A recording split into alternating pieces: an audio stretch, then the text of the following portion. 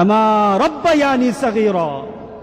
আপনি কবরে থাকবেন, আপনি প্রত্যেক নামাজে আপনার সন্তান দোয়া করবে আপনার জন্য, রব্বিরহামহুমা কামা রাব্বায়ানি সাগীরা। পড়েন, মা বাবার জন্য দোয়া করেন প্রতি নামাজে বলেন মা বাবার জন্য, রব্বিরহামহুমা কামা রাব্বায়ানি সাগীরা।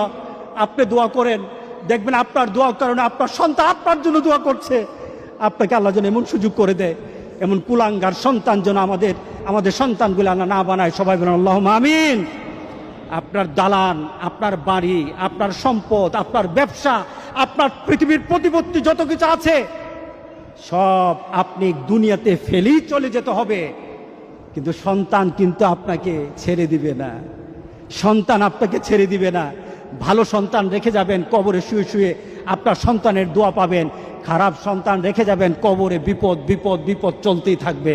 আল্লাহ আমাদের সবাইকে হেফাজত করুক। আমিন বলি।